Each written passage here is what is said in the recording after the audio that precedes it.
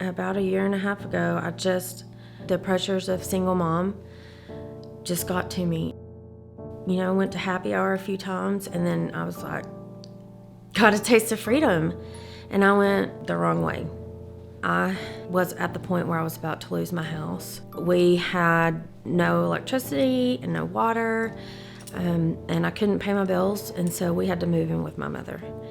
And that was really, really hard for me.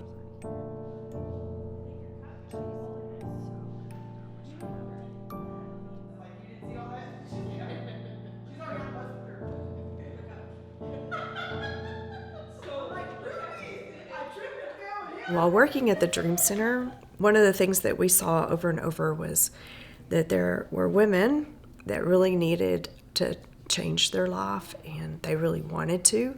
They just needed a new place to start. That kind of started the vision for the new legacy home. Like, there's a real need for that in our city. And actually, I think Treeland stopped coming, and so I'm wondering why.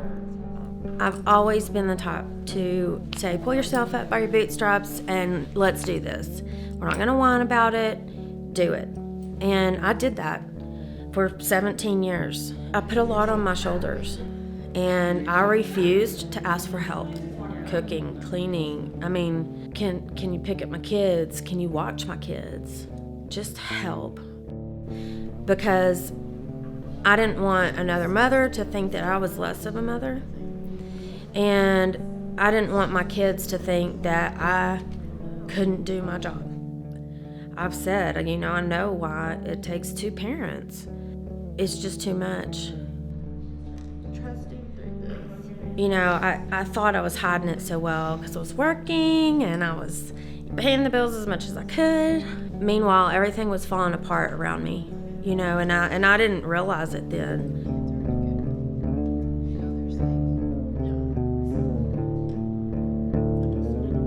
One of the biggest challenges that I think women are facing here in Lubbock is just finding the community to surround them in a healthy way.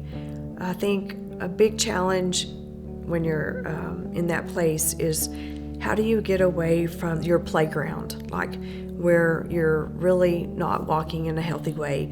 How do you move from that to a healthy place? It's really hard to do by yourself. Moms, unfortunately, compare. Oh, my daughter started walking. My daughter was walking 2 weeks ago. And it's awful. It's awful. And I'm not saying all moms are like that, but the moms that I was coming in contact with, I would never, ever, ever tell them my life was falling apart on the inside. Ever. Because there's that image, even at the church, and not all churches, but a lot of churches. It's, what's she wearing? There's this mom image that I'm perfect and all my laundry's done, and inside they're just, dying. It's just plugging into that place and finding the right people that are walking the same direction you are that will support you on that walk. And I think that really makes all the difference. And it's not that there's not a lot of those places to connect with, that we have great resources here in Lubbock. It's really the courage to do it. Is it on heavy? Is it on heavy? What I have learned out of all of this is I have to ask for help.